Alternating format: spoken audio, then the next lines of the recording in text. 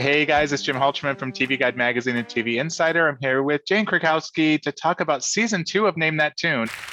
Here is your clue, JoJo. The title of this jock jam is incredible. For $5,000, here are your 8 notes. Listen and name that tune. I'm so glad you guys came back, first of all, because I was a big fan of the first season. So congrats. Thank you so much. I'm so happy too. I really enjoy making the show. So I'm happy that we got a second season, and I hope lots of people check it out so we can get a third possibly. Exactly. Well, we talked right when you were doing the first season, and you had not done this before, right. But I thought you did a splendid job. So my question is, going into season 2, how were your hosting abilities? Did you feel a lot sharper about everything, or did you still have a learning curve, or how was that? Well, it was wonderful to be reunited with Randy Jackson again. And of course, to me, one of the things that's so fun about it is the live audience, and I love performing in front of a live audience, and the live music and the live band. So I feel like an energy overcomes me the minute I hear the Name That Tune theme and we start to get on the stage, and then I'm sort of like, oh, this is great, I'm in this again. It's fun for me because I have all the answers as well on the cards. And it's fun to just I love thinking on my feet and performing on my feet. So much of it is just sort of made up in the moment with whatever happens in the game. And that excites me. That keeps it real for me and keeps me on my toes, and I like it. Now, correct me if I'm wrong, you did not shoot this season in Australia like you did season 1. No, we're on the Name That Tune World Tour, I think. We did season 1 in Australia for COVID reasons, because it was the only place we could film with a live audience and a live band at the time. Yeah. This season we shot in Ireland, lovely Ireland.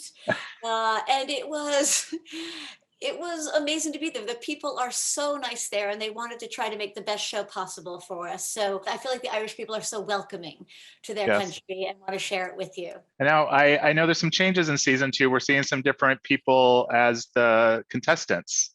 Right. Well, that's the biggest change, really. We have a lot of celebrities coming on the show this year, which was really fun. Like, first of all, I think it's the celebrities they came all that way to Ireland, and they really put themselves on the line. There's a vulnerability that's exposed because you have to try to guess the song and name that tune. So it was wonderful that everybody came and was so game and brought their performance chops.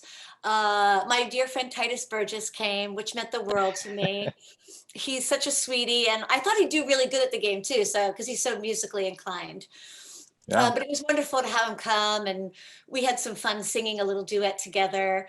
I got to meet a Spice Girl, which I never thought would happen in my life. Mel B came.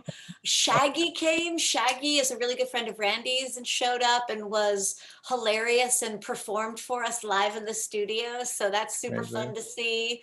And people like I never met Kelly Osbourne before. Kim Fields I'd never met. I watched her growing up while she was on Facts of Life, and I was just dreaming of being on television. And they all just were so nice. It was just wonderful to meet them and see how game they were to play the game. One thing that surprised me about the first season is that you get some sentimental moments when people talk about why they want to win the money and what it means to them.